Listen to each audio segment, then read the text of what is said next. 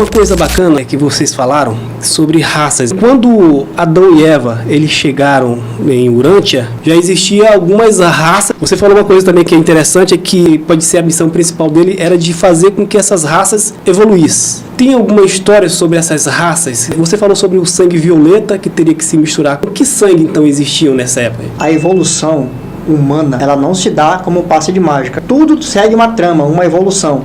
E as raças humanas de um planeta é a mesma coisa. Existia uma tribo de primatas, um tempo longínquo, no passado, em que tiveram 2 casais. Um desses casais deu origem aos primatas que a gente conhece hoje, gorilas, chimpanzés, lêmures, etc. E esse outro casal de primatas foi o diferencial que foi dando origem à evolução do que posteriormente viria a ser o ser humano como nós somos hoje, a espécie Homo sapiens.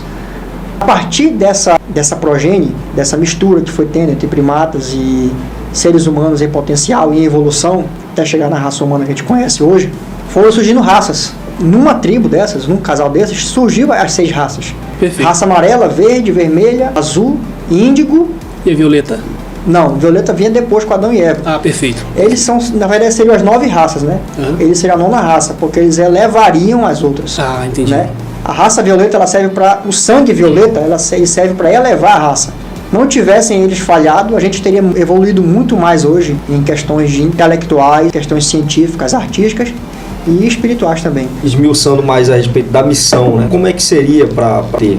Então eles viriam para cá, né, para o jardim. Entre Adão e Eva, teriam, o início seria 1 milhão de filhos, né? Mas já de 500 mil filhos, eles começariam, os filhos deles iriam deveras fazer sexo. A mistura. Entendeu? E aí sim eles poderiam transmitir para aquelas raças o sangue adâmico, né, através dos filhos. Por que não poderia ser Adão e Eva? Por uma questão até lógica, né? Porque o corpo humano ele não tem capacidade para receber uma energia muito forte. Então, teoricamente, eles teriam que diluir esse sangue, essa biologia, através dos filhos, exato, para poder distribuir digamos assim, com a humanidade, no início da humanidade ali. Então, por isso que esse plano de Eva não, vamos fazer logo mesmo, eu vou distribuir o meu sangue. Então, não é por aí. Então, tem que ter todo um plano divino e seguir aquele plano, que é o plano da evolução. E Eva optou ali por uma questão de tentativa de melhorar o plano divino,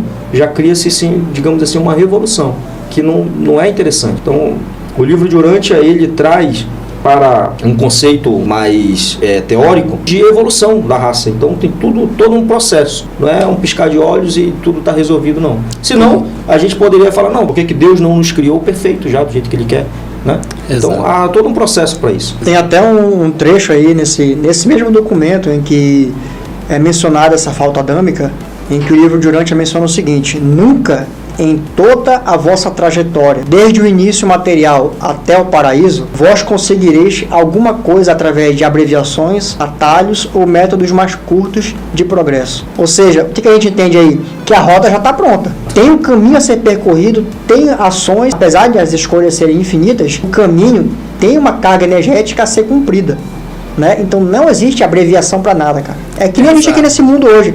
Se a gente perceber que na nossa vida hoje, o ser humano, por ser de natureza preguiçoso, a inércia, se a gente não vencer a inércia, a gente procura sempre um modo mais fácil de qualquer coisa. Resolver as coisas. Já tinha um brasileiro que a gente fala, não existe, né? isso. Não existe atalhos. Não existe atalhos. Para o sucesso, para uma profissão, para qualquer coisa na sua vida. Tem que pagar o preço. Você tem que pagar o preço necessário para atingir aquilo ali. Tem que ser labutado. Exatamente. Tem que ser labutado. Interessante porque a gente estava falando sobre Lúcifer e foi a mesma coisa. Ele tentou abreviar, como você disse, né? A gente viu a história de Jesus e viu que ele poderia fazer o que ele quisesse de forma só estrelando, porque ele tinha vários seres intermediários que estavam lá para ajudar ele em qualquer momento que precisasse. Mas mesmo assim ele não utilizou, né? Ele usou em algumas situações que foi preciso utilizar mesmo, mas ele poderia estralar o dedo, pensar que já automaticamente já acontecesse. E agora a gente vê aqui na história de Adão e Eva que também é a mesma coisa, né? De querer acelerar o tempo, de querer burlar o sistema, vamos colocar dessa forma. O sistema, exatamente. Essa é boa.